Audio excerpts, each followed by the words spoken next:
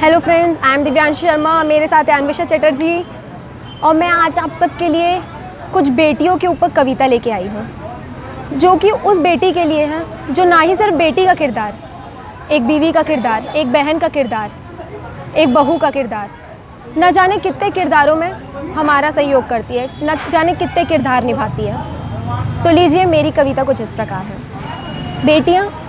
बेटियाँ तो शान है, हम सब का अभिमान है। बेटियाँ तो शान है, हम सब का अभिमान है। सागर सी गहराई इनमें पर्वत सी अटलता है। सागर सी गहराई इनमें पर्वत सी अटलता है। छू सकती है आसमान को, हौसले फरमान है। बेटियाँ तो शान है, हम सब का अभिमान है। बेटियाँ तो शान है, हम सब का अभिमान है। होली का त्यौहार है इनसे, होली का त्यौहार है इनसे, दिवाली की रंगोली। ईद की मेहंदी सजती इनसे, मनते क्रिसमस और होली। ईद की मेहंदी सजती इनसे, मनते क्रिसमस और होली। जीवन की हर खुशी है इनसे, जीवन की हर खुशी है इनसे, इनसे ही परिवार है। बेटियां तो शान है, हम सब का अभिमान है।